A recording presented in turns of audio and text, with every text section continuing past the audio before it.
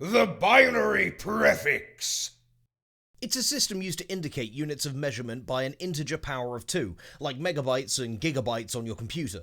This is Lulu. One of her strongest spells is Flare. Pretty cool, right?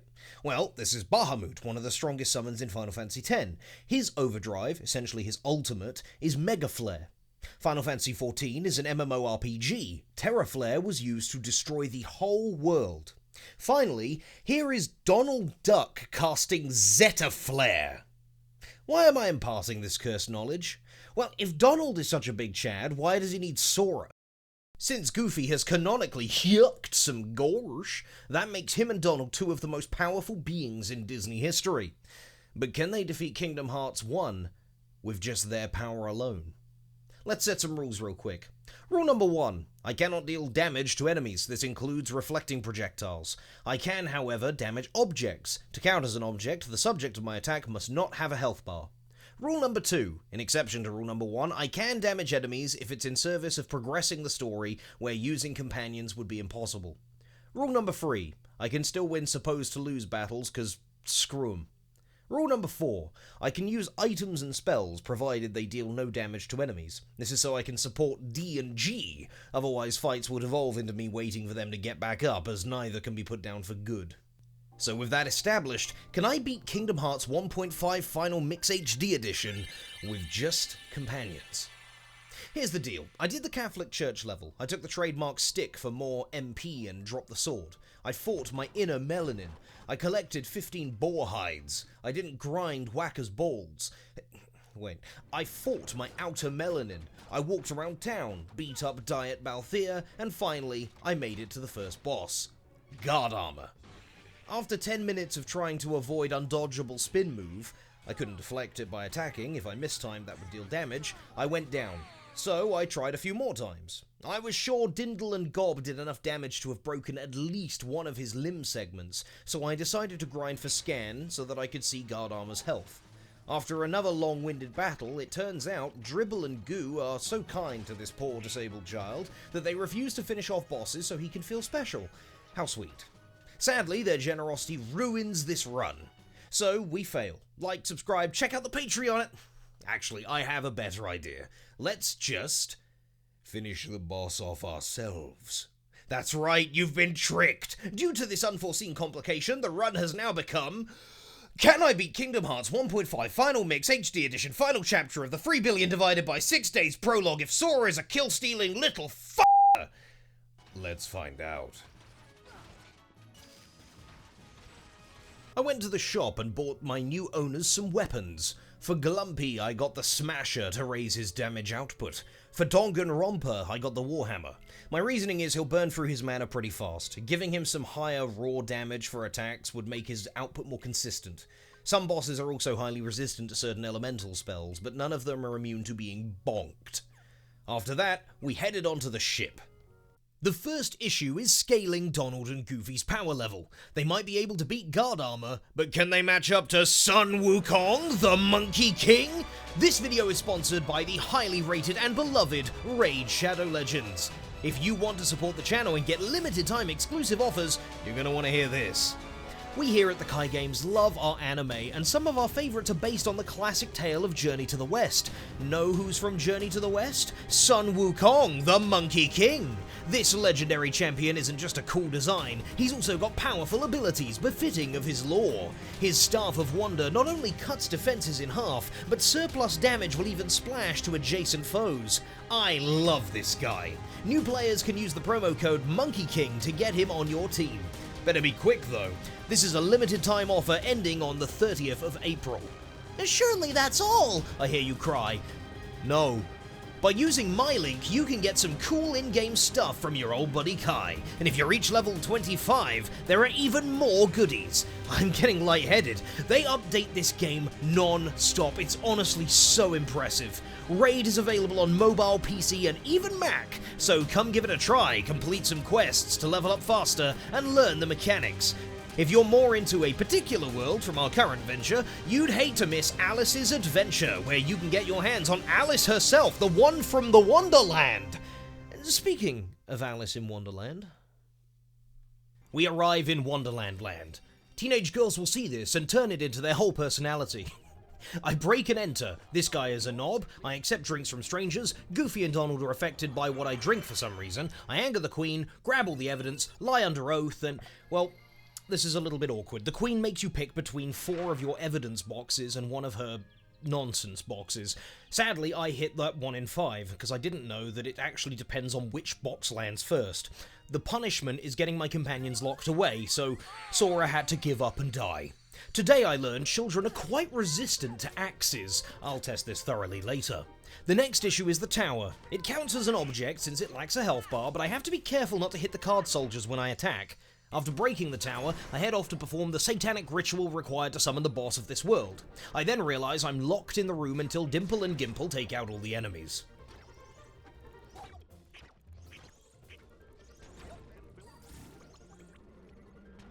I head back to the start of the level, only to be assaulted by a Deltarune character.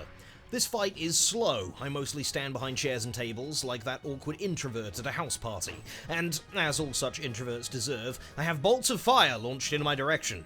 Luckily, fire is defeated by wooden furniture. Close call. Eventually I get bored and roll around his legs until the boys get him to low HP, then I swoop in for the kill.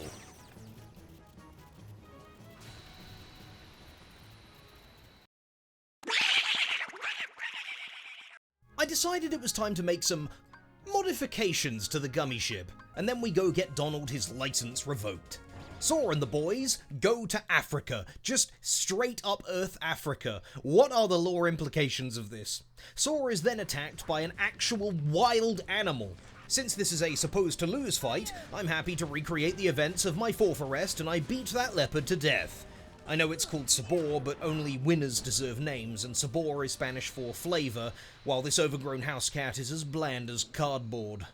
I meet Tarzan, slide on some wood, meet up with Dink and Gonk, remove Tarzan despite being a strong companion because I love my boys, head outside, and oh my god, the wild animal is back! After that, it's time to swing on vines, get lost, wander the jungle for hours, swing on vines, watch as Kerchak hits Tarzan with the Mew face for being a whiner, swing on vines, then go around saving gorillas. And then swing on vines. Honestly, the whole thing is a blur to me. I've played through this game over 30 times and I still have no idea what the route is in this nightmare. Finally, however, it's time to throw hands against our rival, the wild fucking animal again. We kill it. After slaughtering this endangered species, we face the next most dangerous creature on Earth, a guy with a straight-up gun. He opens fire on Sora, the 14-year-old boy. Why does he do this? Because we politely asked him not to gun down wild animals. A bit hypocritical, considering what we did to Sabor. But them's the breaks. I knew from the start Clayton would be a major roadblock. We don't have Cure yet, since you get it after beating him. The first hurdle is that Clayton heals himself. That's the only hurdle. He heals himself. This truly is the millennia of Kingdom Hearts, the Dark Souls of Disney. After watching Donald Duck and Goofy Gluck slap him around for a while, I realised that Clayton's second phase is triggered before he reaches 0 health. So I give him a little slap and thus he uses his secret power of levitation. Man, this would have been real handy in the movie when... Oh, wait, no, never mind. It's a giant chameleon. After that, Don and Gon struggle to outpace his healing. When the big lizard gets low on HP, it stops taking damage. This is because, like Clayton, the lizard also has a second phase that can only be triggered by Sora's damage. I give it a light, severe concussion, and apparently I kickstart its ability to think, because bro is. While visible, it gets a new homing attack that is very hard to avoid, so I die. Next round, I decide to throw Tarzan into the ring instead of Donald, and for the first time in my entire life, I actually look at a companion's abilities that isn't Don and Gon. Turns out, Tarzan has an arrow and cure equivalent. Between healing the team and shielding me against the Randy Reptile's repeated projectiles, we close out the fight. We climb a waterfall, Tarzan spoils the third act twist in a cutscene I skipped, and we make our first good decision and leave Africa forever. Our next stop is Greece. Fortunately, we get the cool Percy Jackson one, not the cringe real one with the dying economy. That being said, there isn't a shop here and the devs could only afford 3 rooms. Phil, whose full name is Philoctetes, which I'm convinced is a euphemism for feel her titties, calls us cringe, so we make a very modern and topical PewDiePie reference and fight some barrels. These are objects, so this is valid. After that, we find a ticket to the games hidden under a bush or something. I watch Digimon and Ghoul wipe out everyone until I finally come up against some emo alt version of Cloud Strife. A Cloud Strife? Where I'm from, we call that a storm! It's such a dad joke. After beating him, he gets stepped on by a large three-headed dog with plush lips. It should have been me! The fight with Cerberus had me worried, but fortunately I'm sure Goofy has it handled. The companions actually do surprisingly well, considering Cerberus is a tall enemy. After doing my best Peter impression and putting down another perfectly healthy animal, it's back to Travis Town for some errands. I grab some important items, such as this defense up. I use it on Sora since if I die, we restart. I meet Merlin and gain access to summons. I will sadly never be using them. I then meet Winnie the Pooh. With that done, I go outside and meet Riku again. Sora nearly kills a Heartless in a cutscene, so I skip it. After that, Riku and Maleficent just stand around outside my house. He quite simply replaced you with some new companions. True. Next stop, the Travis Town Keyhole. I wait for 15 years while Daniel and Greg fight the flying elemental Heartless, including healer variants. Then ring the bell 3 times, kicking off an epic rematch.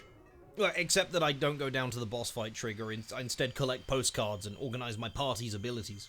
Once my busy work is complete, I head back to the Keyhole, rematch Guard Armor, watch him invert himself like bottom surgery, and introduce him to Duck and Dog, the best of friends, a UK Disney show that honestly looks absolutely cursed. I actually wrote that into the script and instantly fell down a rabbit hole about this show, dear God. Anyway, Opposite Armor was alive. Now, he's the opposite. I am so funny. I make a quick pit stop in Olympus to win a tournament and then head off to Agrabah. I hardly know her. Rest in peace, Gilbert Gottfried. Wash your hands, bitch! I want a cheese sandwich! This world is boring as hell, so let's skip to the Cave of Wonders. I knew this boy would be another major hurdle, same as Clayton. Clayton had the power of gun, but Cave of Wonders has something even harder to overcome. Prolonged eye contact. The big issue with the Cave of Wonders, or Cow for short, is that the companions really struggle to stay on its face to stab its eyeballs out. I've seen people assemble IKEA furniture faster than it takes for these fuckers to land 2 hits. Since the characters only manage to get a hit in every time George R.R. Martin's books get released, I decided to go grind so they'll do more damage per infrequent hit. Grinding looks like this. Content. Finally, I return for my rematch. The fight still takes longer than your average round of Monopoly, but with our new stats, the cow dies. What I'm subtly trying to get across is, this took forever! After that, our next hurdle will be Jafar. Jafar is a different kind of annoying. Sure, he's hard to hit for the companions, but he has a fire melee attack you can use to bait him over to them. But it'll take a little while. But then there's the second phase.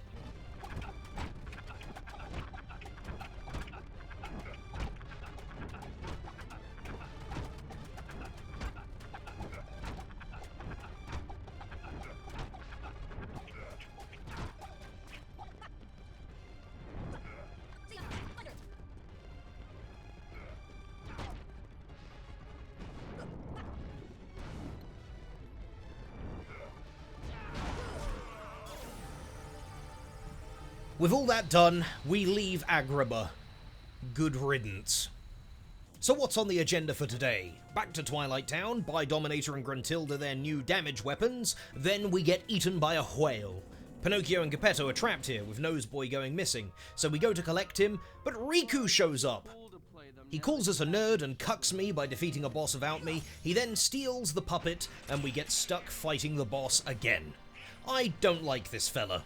The arena's coated in stomach acid, burning you on contact, and his attacks are all very wide sweeps. If you use the ledges to gain distance, he uses a poison move that has insane tracking and ticks your health down. He's also immune to damage from behind, so between that and all the terrain, I'm constantly trying to reposition Dimple and Gimple. It only takes one solid try to beat him, and as a reward, we get to go to my favourite world. But first I go watch Goofy and Donald solo the first arena tournament so I can have access to gravity. The spell itself isn't worth much to me, but it's the final base spell I can learn in the game, meaning if I go back to Merlin, he'll give me Spellbinder, a keyblade that gives me 2 extra mana points. During the tournament, I came to realise I wouldn't be able to complete the Hercules Cup. It ends in a 1v1 between Sora and Herc, which obviously I could only do if it's progression integral content, which it's not. This actually blocks me from some of Goofy's best weapons for damage, such as Herc's shield, the Genji shield, and Save the King. Although if memory serves, I can't get Save the King without doing solo Sora mode anyway. Now I can go to one of my favourite worlds, Halloween Town. I run back and forth doing fetch quests, solve the hardest puzzle known to man, beat up some children, then face Oogie Boogie in the torture chamber. He's a chump. The only concern is positioning my companions so they can actually damage him. When Oogie's ready to take a beating, the buttons near the centre of the roulette wheel glow. Hit the one he's in front of and he's locked in there for 3 minutes! 3 whole minutes of playtime! With him defeated, we leave. Tragically, however, Oogie Boogie becomes a house. I really thought this would be a run-ender. You have to climb up his body and hit the black pustules. Well, I guess they're more purple. Every casual playthrough I've done, the companions fall off the platform segments. But I realised I can teleport them to me by positioning the camera away from wide open empty spaces. It takes some time, but this monster house has been put to rest. And with that, I'm ready to take on the next couple of worlds.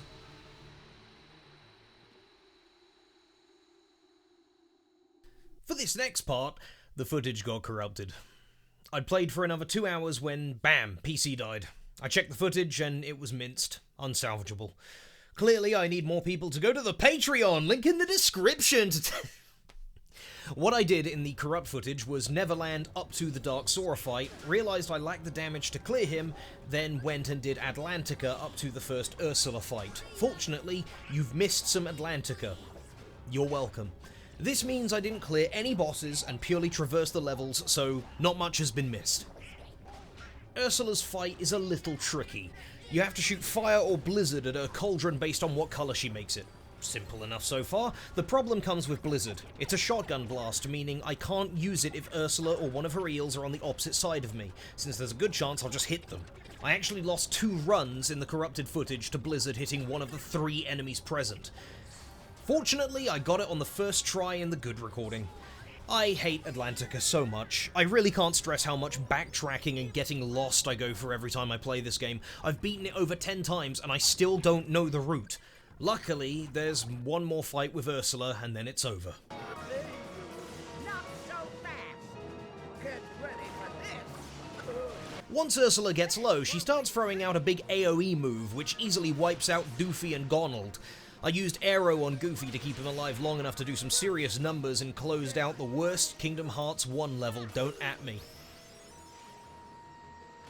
I head back to Neverland where I can face off against Dark Sora. I decided to have Peter Pan on the team despite him being the worst character in human history. I hate this smug little shit. He has high damage and a very good critical hit rate from his abilities.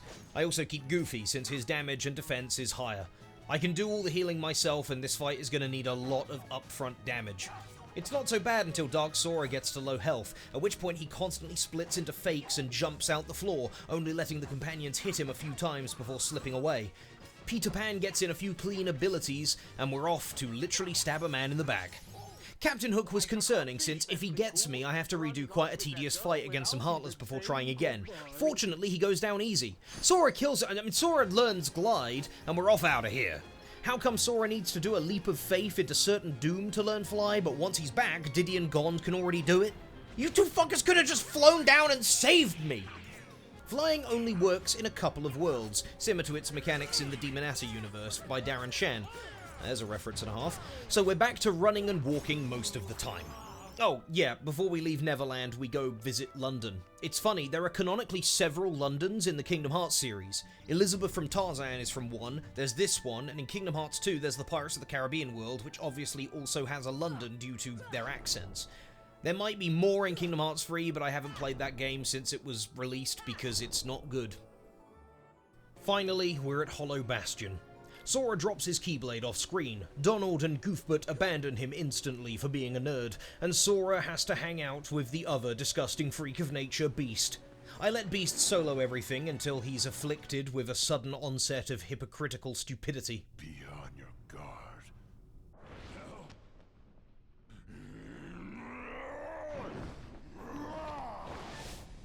Riku shows up. Quit while you can. No. Riku puts on a cute skirt and latex bodysuit because I guess he's also a freak. Gobble and Dribble protect Sora since if anybody's gonna kill him, it'll be them. And Sora gets his Keyblade back. He will never use it. Wait, let me fix this scene real quick. How will you fight without a weapon? I know now I don't need the Keyblade. I've got a better weapon. The Keyblade. You see, the Keyblade is a little slot that will go with whichever guy gives off the strongest alpha aura. This is why we never should have given Keyblades the right to vote. Riku isn't phased, though. He's got a cool sword designed by a 12-year-old. He drew it up after his parents told him it was bedtime, you see. Sadly, Riku cannot defeat my sick dodging skills, so he collapses from cringe. As is my right as the commanding alpha male, I dispel his drip. We slowly make our way up the tower so I can watch a duck and a dog beat an old lady to death. I can't be certain, but I think she has a favorite move.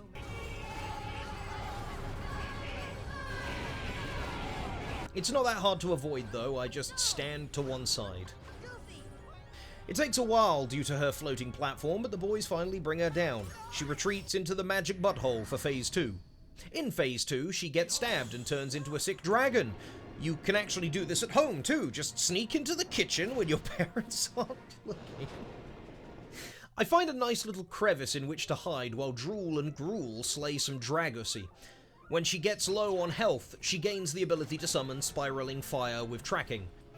It can actually hit me sometimes, but it's rare. After the heat death of the universe, she goes down to actually 1 HP. I need to see Donnie or Gilbert Gottfried land another hit to confirm she would have died to them, and is absolutely at the lowest health possible, but unfortunately, they get chain hit until they go down. Since she pretty much can't touch me here, I decide to wait it out.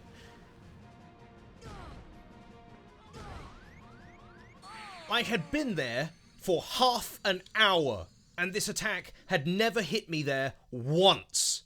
For some reason, it just started working for her all of a sudden. After this, I decided I needed a power spike. Since the Hercules Cup would be impossible due to Sora demanding a 1v1 against Herc, I realized the only good damage shield available to me was Defender. It's a drop from the aptly named Defender, Heartless. It has a 0.2% drop rate. This took many hours, even with triple Lucky Strike, but after 496 of them had been defeated, it finally dropped. I didn't bother recording the grind since I respect my hard drive memory, but let's just say I binge-watched a lot of random Film Talk and Game Producer 6 videos. Thank you both for keeping me sane. With Goofy's new power, a fight that took a billion years before was closed out in just 3 minutes. That plus 6 damage really did make the difference. Finally, I arrive at the top of Hollow Bastion. Heading up the stairs, I meet my rival for the last time.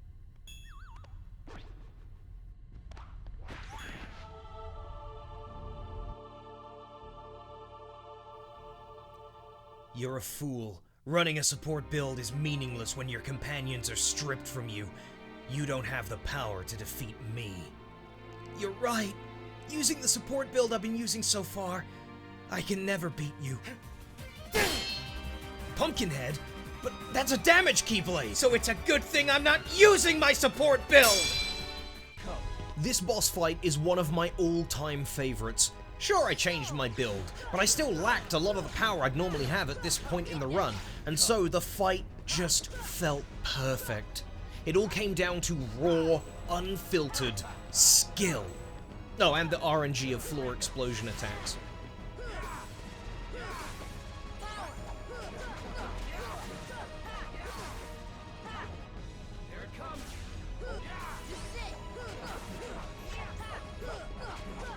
With Riku defeated, Sora now needs to close the keyhole. Without Kairi's heart opening it fully, He can't close it for some reason. He needs more power. So he follows in Frieza's footsteps and acquires the strongest power he can.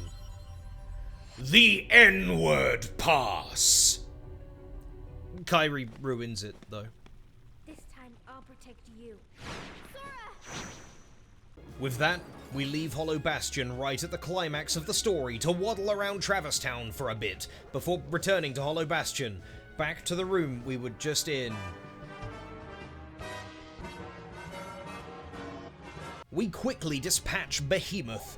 It's annoying, as I have to wait for the companions to reach him, but nowhere near as annoying as Jafar. Then, finally, we can lock the keyhole that is currently destroying the entire... You did it. Actually, I haven't done it yet. Let's just... Hey, where are you all going? Now is not the time for a chat! How did this slot get here? We seal the keyhole, and finally, the last level awaits. It's boring as hell. We get the 2 endgame weapons for Donald and Goofy, and we make it to the final boss. The sea turns into Ribena, Riku becomes Raibiku, and we fight the grown man using the child's body. And next up is the solo boss rush. We fight another Darkseid, and our damage is lacking. We then have to fight Ansem himself. Cue the fight mute! Oh. Alright, let's change up our build. Darkseid goes down easy this time, and it's rematch time against Ansem! Cue the mute! Alright, maybe some grinding is needed. After another 80s workout montage, we're back for another round. And this time, his won't keep him safe. After beating him, he decides to become a boat. I deal with the phases I'm solo for, then reunite with Goofy. Something fortunate about these areas is that items dropped by what we kill are automatically loaded into any empty item slots in Sora's item menu. After clearing the room, we face an issue. Goofy won't attack the weird stringy thing. I tried getting him to take a swing at it, but he just wasn't having it. Under the stipulations of Rule 2, I frustratingly take it out myself. We deal with the boat head, get Donald, destroy another stringy thing, then they refuse to attack the big jelly. Under the stipulations, blah blah, fine, I'll do it myself. Lastly, Ansem, the Seeker of Darkness. I keep the boys topped up as they top him. And, finally, with one single slash, the challenge is complete.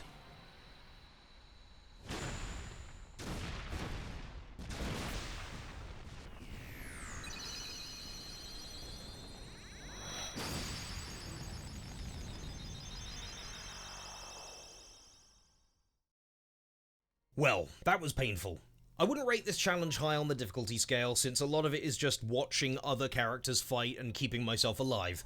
This got substantially easier after we picked up Cure from Clayton, doubly so when we added Aero to the mix. It was, however, painful to sit through, and grinding for levels without attacking was the worst part, especially to get the Defender Shield.